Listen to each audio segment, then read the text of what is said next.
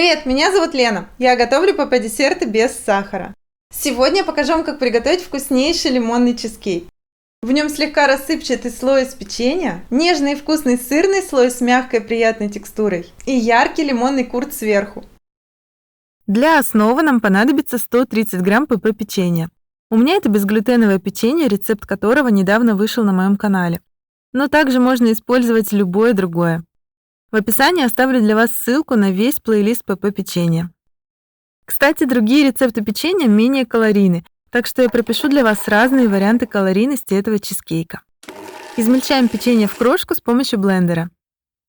Добавляем к этой крошке молоко.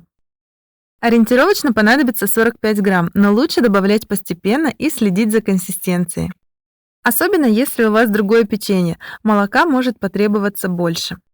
Кстати, вместо молока можно взять другой жидкий ингредиент, например, кокосовое молоко, воду или сок.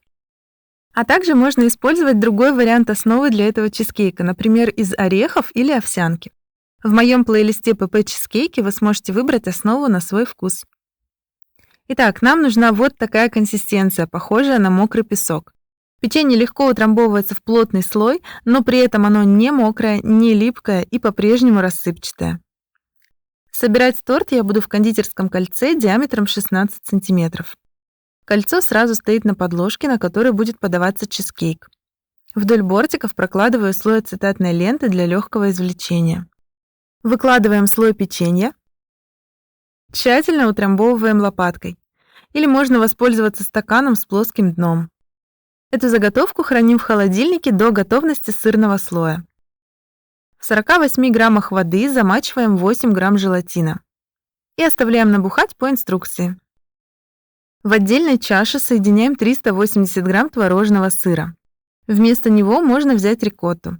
Калорийность рикотты в 2 раза меньше, но вкус будет отличаться. У рикотты менее сырный вкус, он более мягкий и сливочный, что, конечно, тоже очень вкусно.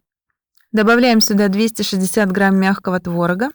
Этот ингредиент в рецепте позволяет чуть снизить жирность, чтобы наш ПП-чизкейк не оставлял после себя тяжести в животе и дарил только приятные эмоции.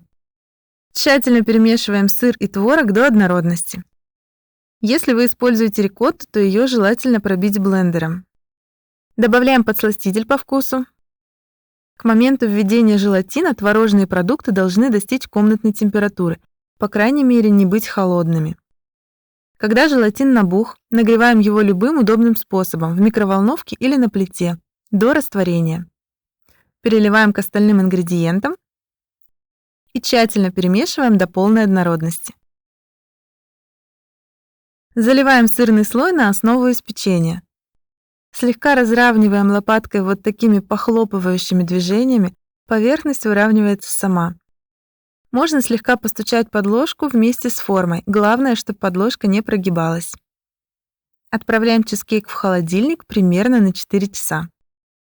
Для лимонного курда нам понадобится 2 грамма желатина, заранее замоченного в 12 граммах воды.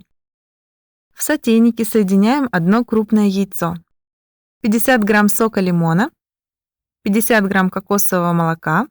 В данном рецепте коровье молоко не подойдет, оно просто свернется вместе с лимонным соком. Рекомендую именно кокосовое, с ним лимонный курт особенно вкусный. Добавляем подсластитель по вкусу. И 1/3 чайной ложки куркумы для цвета. Цвет с такой пропорцией получится очень яркий. Если хотите получить пастельный оттенок, добавьте куркумы чуть меньше. Отправляем сотейник на плиту и увариваем на слабом огне, постоянно помешивая венчиком до легкого загустения. Не переварите, иначе яйцо может просто свернуться и исправить ситуацию уже не получится. Максимальная температура 82 градуса Цельсия. Визуально при готовности с поверхности курда уходят мелкие пузыри, и консистенция становится похожей на сгущенку. Убираем с плиты и продолжаем помешивать еще минуту. В горячий курд выкладываем набухший желатин и тщательно размешиваем его до полного растворения. Даем курду немного остыть, чтобы он не был горячим. Достаем охлажденный чизкейк. На этом этапе ему не обязательно быть полностью застывшим. Достаточно того, чтобы хорошо застыла его поверхность. Выливать лимонный слой я буду через сито. Таким способом мы одновременно избавляемся от пузырей, которые возникли при перемешивании курда, И избегаем попадания непромешанного яйца или подсохших, переваренных частиц курда. Теперь лимонный слой будет полностью однородным, нежным и кремовым. Если единичные пузырьки остались, можно лопнуть их острой зубочисткой. Накрываем чизкейк пищевой пленкой и отправляем его до полной стабилизации в холодильник еще как минимум на 1,5 часа. Когда чизкейк полностью стабилизировался, снимаем с него пищевую пленку, кондитерское кольцо и ацетатную ленту. Он уже очень яркий и красивый, но можно еще дополнительно декорировать его, например, творожным кремом. У меня это будут вот такие тонкие полоски по окружности. Крем готовится очень легко, смешиванием нескольких ингредиентов, которые были в составе чизкейка. В описании под видео я напишу состав крема, на случай, если вы захотите повторить мой декор или сделать фигурные розочки из крема, например. Дополняя декор листиками мяты. Вот такой простой и очаровательный чизкейк получился. Яркие, но в то же время натуральные цвета. И не менее яркий вкус. Давайте его разрежем.